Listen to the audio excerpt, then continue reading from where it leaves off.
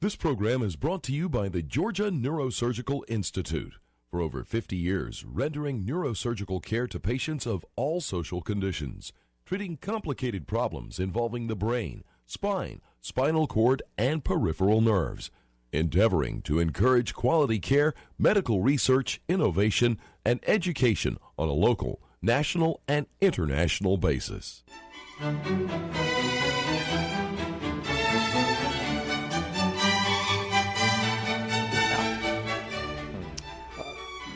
Good evening. My name is Joe Sam Robinson. It's my pleasure to have with us tonight Dr. Buck Melton. Welcome back, Buck. Always glad to be here. Nice to have you here. Well, we've had an earlier show. We had a pretty good interchange, I think, about the nature of duty and secular duty, legal duty. Maybe we could continue our conversation tonight and maybe hedge in a little bit to moral duty. But you mentioned in our conversation about natural law. Is there a connection between legal duty and moral duty and natural law? I think there certainly has been at various times in Western history. Obviously, the ideas of duty were developing before Christianity arrived on the scene.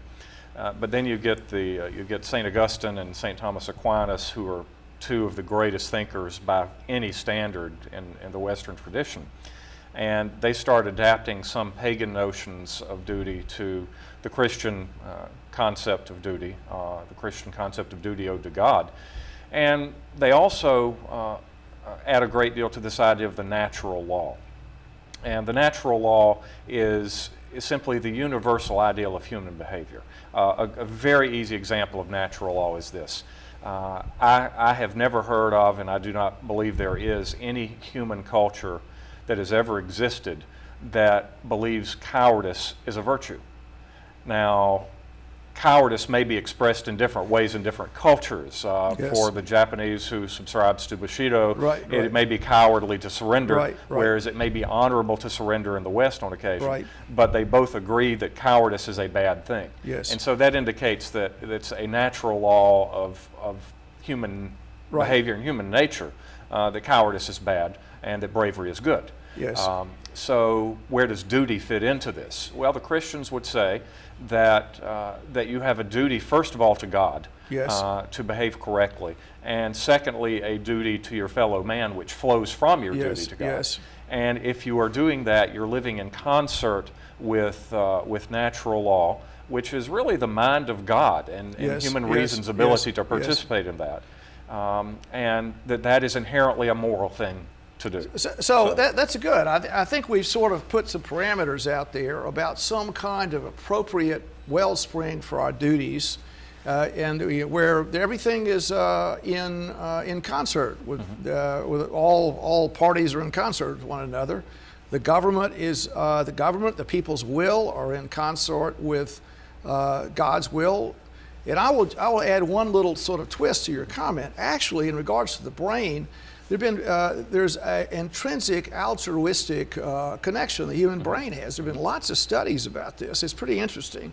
And that's exactly what you've said is exactly correct. People have innate altruistic behavior.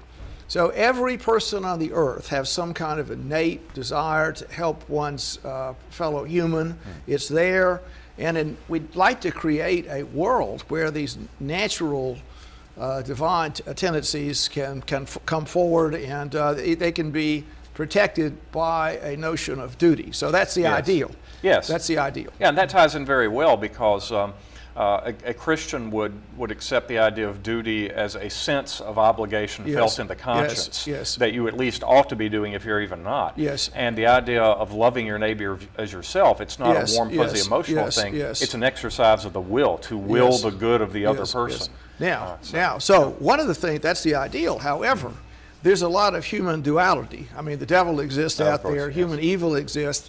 And so it can be, just to make this comment, in our secular world, the government, the duties that law imposes upon us can be perverted by the way the brain is structured. I mentioned a good part to it, and there's a bad part, the so-called alligator brain. All these bad animalistic human impulses often find expression among some of our politicians, if I could say that. Yes, it often appears that way, but we sometimes read about lurid stories. Well, that's enough of that joke.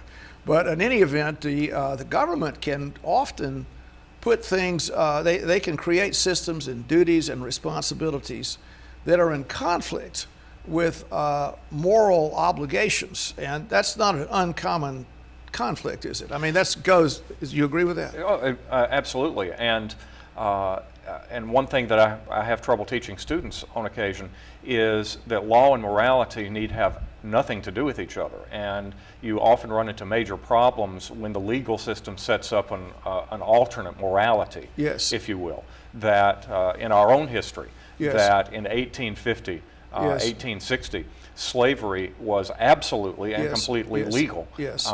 But a growing number of people were arguing that it is immoral. Yes. You have William Lloyd Garrison, who actually was famous for burning copies of the Constitution, yes, yes, saying that if it permits slavery, then it is a compact with death and a covenant with hell. Yes.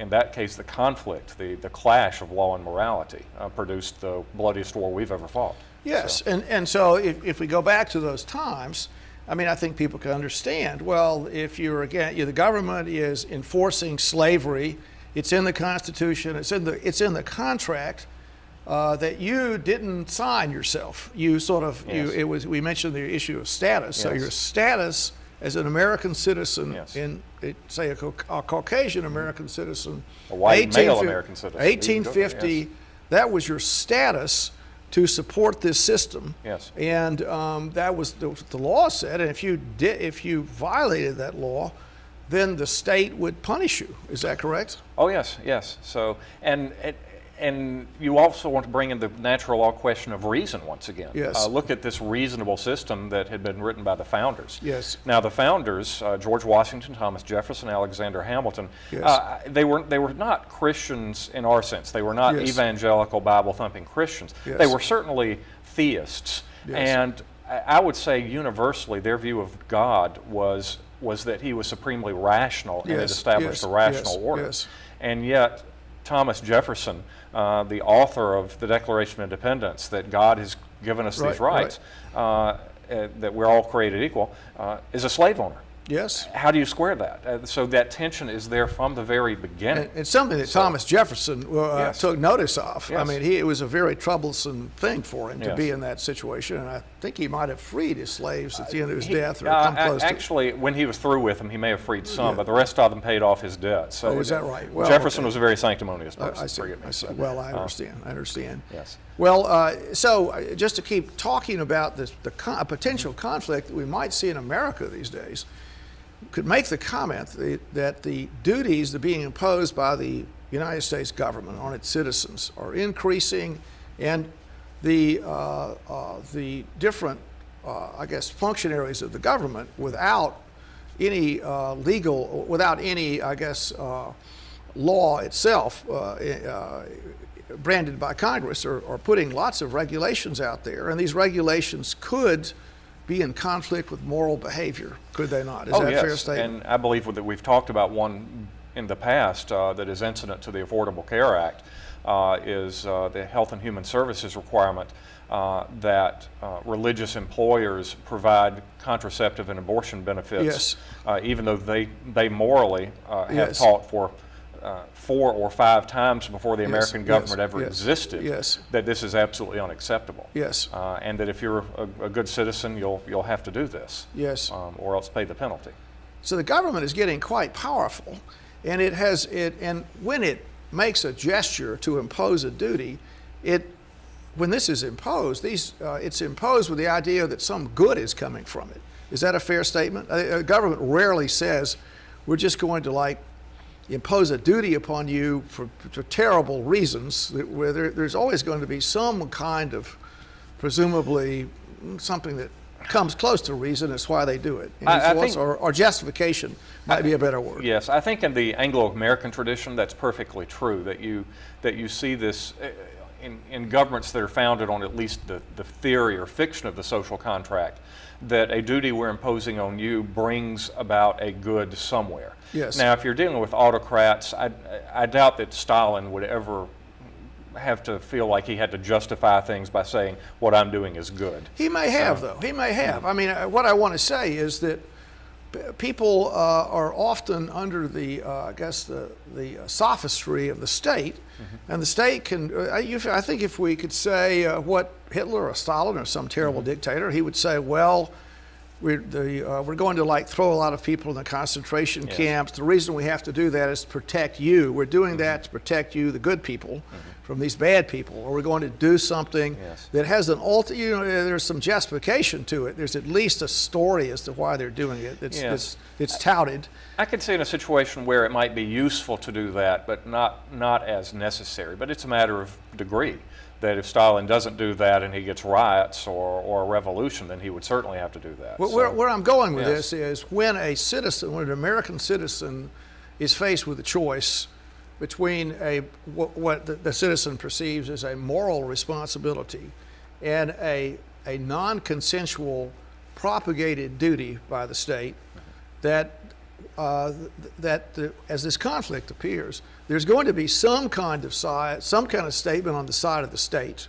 They're going to say, for instance, you brought up the idea of Catholic hospitals. I mean, they're going to make some kind of comment about the benefits of contraception, or whether they'll have some argument on the other side. Yes. So it's not necessarily a slam dunk as to how an American citizen behaves under these circumstances. Is that a fair statement? Yes, I think it's very fair, and I think it's interesting that once again the more collectivist elements that are emerging in America, who when they were on the outs would say you can't legislate morality, are now essentially doing precisely that. Yes.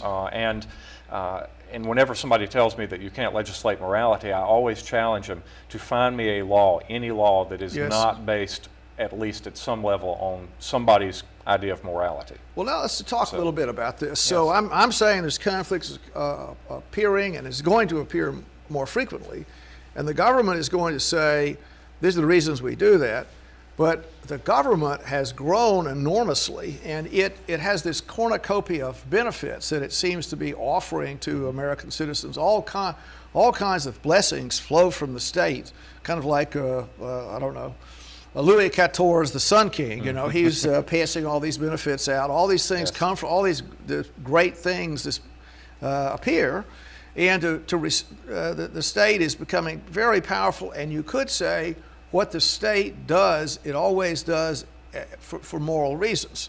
So is the state becoming so powerful, the government becoming so powerful, that the original relationship that the government had with the people and with a divine moral structure is getting out of kilter? Yes, I think the slight adjustment I would make to that question or that statement is that just because government puts forward a reason that it claims to be moral doesn't mean that it's moral in the traditional accepted natural right sense. Right. Yes. They're asserting that it's moral. Yes. So a person that wants to act in a moral fashion, there's an argument that's being presented by the government that they're a purveyor of morality that's a truer kind of morality than the traditional religious notion of it. Yes. So the rawest good example that I can think of is Vietnam, when the government said it's good to go over there and kill unarmed villagers. Yes. Well, it's not good to go over there and kill unarmed villagers, but if the government makes an argument, yes it is, they're communists, they'll stab you in the back.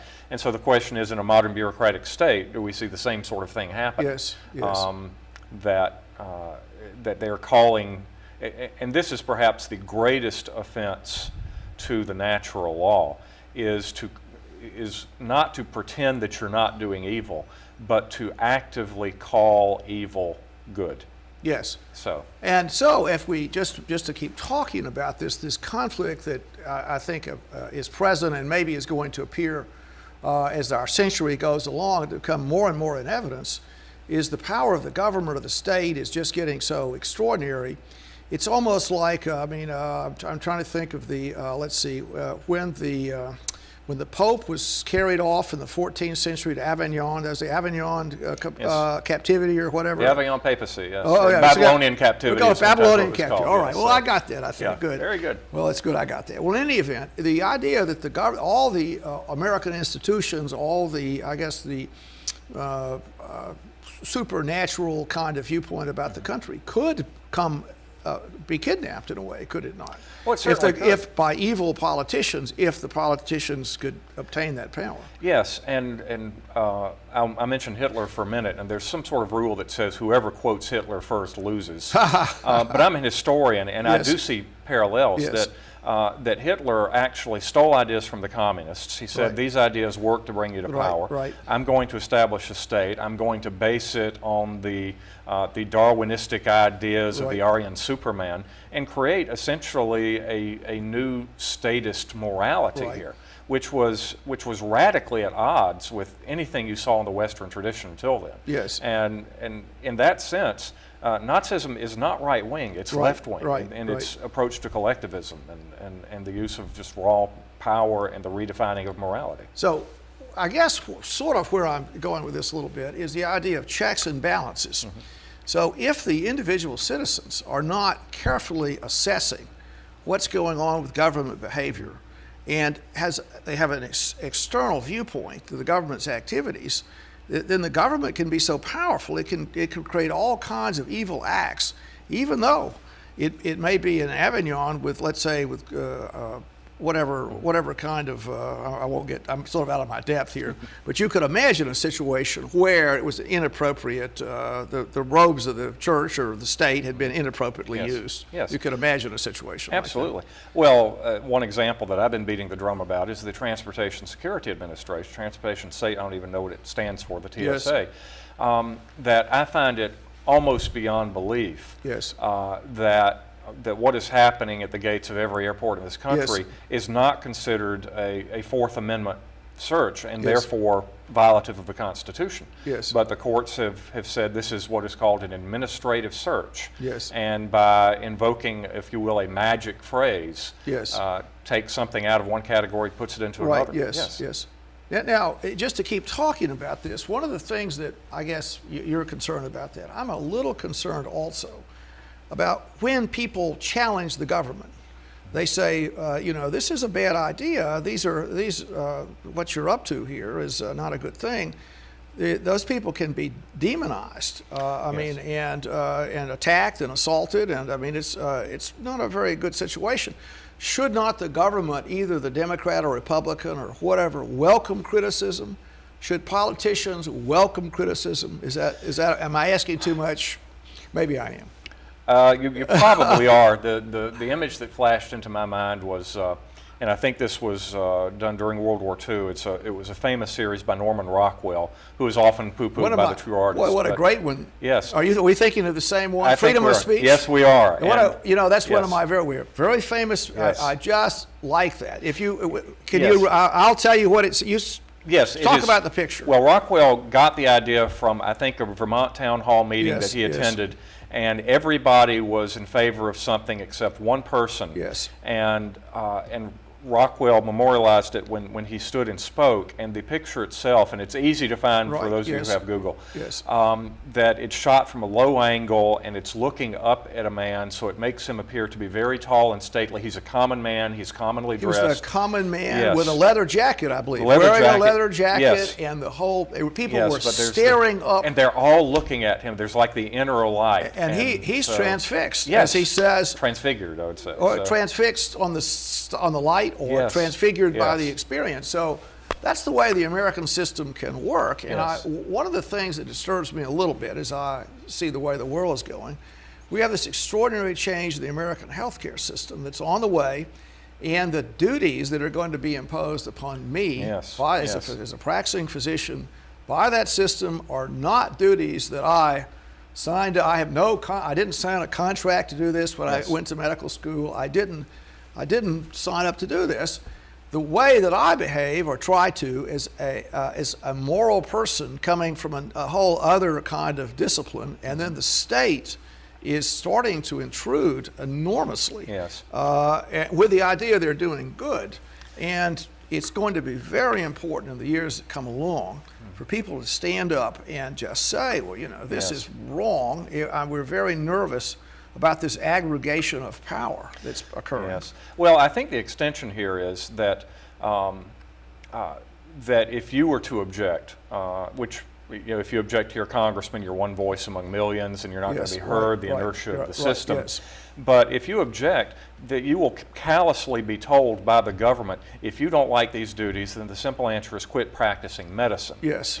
But there's another side to that is, once again, if we really believe that health care is a right, which this law certainly trends in that direction, then somebody has the duty to provide that health care. Now, I could say that I have the duty to provide it by giving up some of my health care, but somebody has the duty to actually go in there and diagnose and do the surgery. So we're going to draft doctors, whether we want to or not, and we'll pay them the salary that we think that they deserve. Yes. Well, I mean, to tell you the truth, I believe that health care is a right, but it's complicated.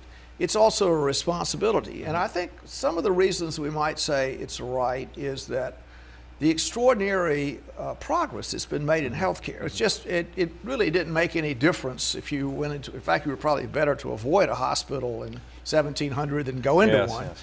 There's not much they could do for you. But now all these enormous miracles can take place. A big hospital, is really like a secular cathedral. It's like a cathedral. I mean, it has the doctors wear white raiment. And its role in the community reflects a medieval church. The village, it's the biggest building around. It's a magnificent place, and salvations, at least physical salvation, is possible there. And so everybody needs access to that care system. Yes. That's my comment about it. And it is, and it, just like salvation, you could, or the possibility of salvation, you could say it was a right. Yes. You know, now, the system that's being put in, however, is something that is fraught with risk. And it may not be the American system that's being put in, and it would be easy for the power that control over this secular cathedral gives to the state. It's kind of like the power maybe given to Henry VIII, if you want to go back to that. I mean, it might not be necessarily such a good thing. Checks and balances, let's make it a right, but let's restrict the impact of the state you know, you just sparked off so many different ideas. We could go for an entire another segment for this, but a few things. A few things that came to mind are, I think the very fact that I think you would probably argue as a physician that there is a morality within this cathedral that doctors and all healthcare providers probably need to abide by. I would say though, but is that then not displacing the traditional morality of the traditional cathedral? And then from that you could say, well, if it's not a right, you know, this is not salvific, that it's not as important to save your body as it is your soul, then you could be criticized by the left by saying, well, you see, you don't think it's a right, you don't think it's important, it's the opiate of the masses, that let the poor people who can't afford insurance be sick and die, they'll get their due in heaven. I'm just rambling here, but there's so many different ideas wrapped up in that idea of the medical facility as the cathedral. And of the idea of the state's taking it over. Yes. So, and the aggregation of power that's occurred, and also the power of the state to withhold, I guess, physical salvation if they want. Yes, yes. So if it's a limited resource, which is one of the really bad things. I've said this before, and I will continue to say it. One of the really bad things that's happened is the Gang of 15 that are going to be put in by the president with no input from Congress, that are going to have the ability to say what the government will and won't do in regards in this cathedral. Yes. So they could be arbitrary and capricious, and they could restrict, I guess, physical salvation if they wanted to for certain people. Well, it would be a problem. If we want to extend the metaphor, it becomes a sale of indulgences. I believe it's you who've told me in the past that 50% of all Medicare payouts are during the last 2 weeks of life. Well, that's close. There's a lot, yes. So these are quite not correct. Yes, but close. But a lot are, of money. Yeah. Yes, these are politicians we're talking about. They're going to be looking at the bottom line. So, as a practical matter, these will be death panels that they simply cannot afford to give health care to these non-productive members of society in their final days. So let's cut it off. It will happen. And there's an important unless there. And the unless is that the government or there may be favored people that are going to get special treatment under these circumstances. So knowing the system, it's a little bit frightening. Do people really trust politicians to have this degree of power over the American health system? Well, I certainly do not. I certainly do not. Look at the laws that Congress is already exempt from. Insider trading, it's got its own retirement system. You go back to John Adams, who I think is one of the most virtuous of the founders, and his idea of a government of laws and not of men. We are not living up to that anymore. We have an American parliament. Yes. Well, and these laws are, one of the things happening is, we've said this before, it made this point before, so many regulations and duties fall outside what you would call a traditional law. Mm-hmm. There's something going on that's it's extra legal in a way. Mm-hmm. And that's the lash that's hitting American people rightly or wrongly. And we need to be aware of it and respond. Well, once again, if X has a right to something, then some Y out there has a duty that he owes to X. And so the question is, if you're going to give the right to health care to people, who is going to have the duty to pay for that, and how will it be paid for? Just one final comment, Bucky, is that actually the right to health care also has an inherent duty or responsibility of the individual person. So if you're going to get access to care, you can't eat that and for free, more or less for free. You can't eat the extra hamburger. You have to take your medicine. You have to exercise a prudent lifestyle. Yes. And if you've not lived up to that checklist, then health care can be withdrawn and reallocated to someone more deserving. Well, we're back to status. Buck, thanks so much for coming. We had another great discussion. Thanks very much. Good to have you with us. Thank you.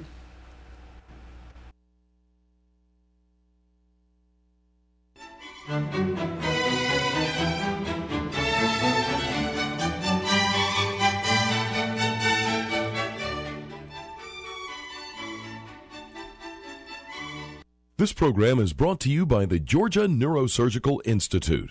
For over 50 years, rendering neurosurgical care to patients of all social conditions, treating complicated problems involving the brain, spine, spinal cord, and peripheral nerves, endeavoring to encourage quality care, medical research, innovation, and education on a local, national, and international basis.